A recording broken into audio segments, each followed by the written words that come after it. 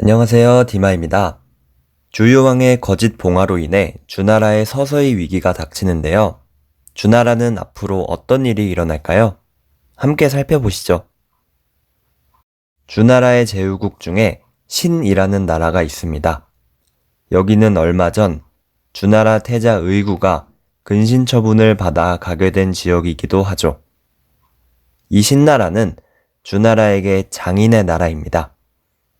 주유왕의 정실 왕비 강우가 신나라 제후의 딸이기 때문입니다. 신우는 근심이 커져가고 있었습니다. 자기 손자인 의구가 쫓겨난 데 이어 왕비 강우마저 폐위되었기에 말이죠. 그는 주유왕에게 큰 분노를 느꼈지만 감히 주나라를 공격할 수는 없었습니다.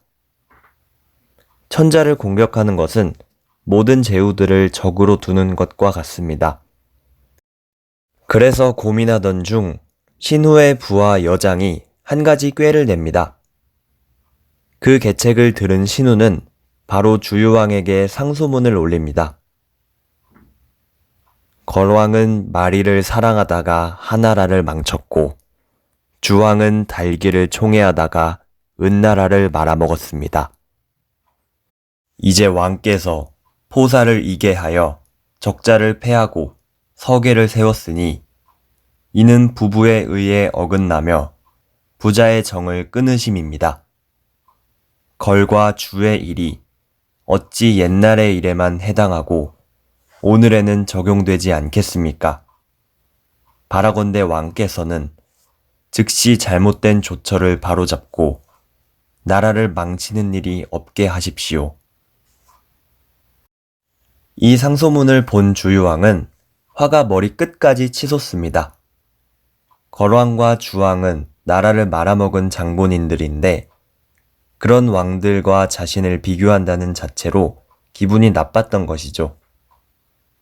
주유왕은 즉시 군사를 일으켜 신나라를 공격합니다. 바로 이것이 신후의 주문이었습니다. 주나라를 공격하는 것은 명분이 따르지 않았지만 공격을 방어하는 것은 할 수 있는 일이었어요. 더욱이 신후는 동맹을 이미 맺은 상태였습니다. 견융, 즉나라, 서이족이 신후를 도왔습니다.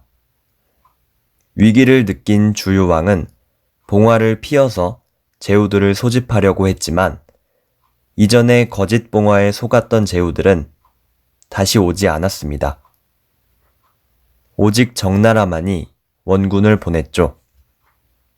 결국 포사의 웃음과 나라의 명운을 맞바꾼 셈입니다. 운명의 대결, 그 승자는 신후였습니다. 연합군 중 가장 강한 견융의 군대는 주나라 수도 호경으로 쳐들어가서 사람들을 죽이고 마구잡이로 약탈을 해댑니다. 이런 야만스러운 결과는 신후의 예상 밖이었어요. 신후가 뒤늦게 제지하려 했지만 미쳐 날뛰는 견융족을 막지는 못했습니다. 견융의 만행은 여기서 끝나지 않습니다. 그들은 도망치던 주유왕과 측근들을 죽입니다. 포사는 견융 족장에 첩이 되었고요. 신후는 이제 완전한 반역자가 되었습니다. 천자를 죽였기 때문이죠. 본래 자신은 주유왕을 죽일 생각이 아니라 단지 질서를 바로잡을 계획이었습니다. 그런데 이 사건으로 인해 주나라 도성은 쑥대밭이 되고 말았습니다. 심지어 견융족은 호경에 계속 머무르면서 국고를 약탈하고 민심을 혼란하게 만들었습니다. 신후는 밀사를 통해 이웃나라의 구원을 요청합니다. 진, 정, 위나라가 주나라를 도우러 오죠. 4개 연합국은 신후의 호응에 힘입어서 견융을 물리치는 데 성공합니다. 그리고 포사는 목을 매달아 숨진 채 발견됩니다. 오랑캐를 물리치고 주나라 왕실을 지켰지만 이 사건으로 인해 중국의 판도가 크게 바뀝니다. 주나라는 호경이 폐허가 되었고 견융을 막을 힘도 없었습니다. 결국 수도를 동쪽에 있는 나급으로 옮기는데요. 이때부터의 주나라를 동주라고 합니다. 주나라는 힘을 완전히 잃어버리고 이후 춘추 전국시대 동안 힘을 전혀 행사하지 못합니다. 제후들의 생각도 바뀝니다. 주나라는 절대 복종해야 하는 강국이라는 인식에서 벗어나 저마다 패권을 잡기 위해 군사를 모으기 시작합니다.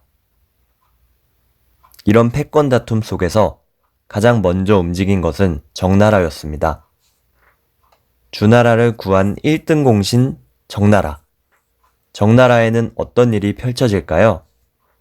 간웅의 등장과 형제의 지략 다툼 등등 다음 시간에 마저 이야기하겠습니다. 봐주셔서 감사합니다.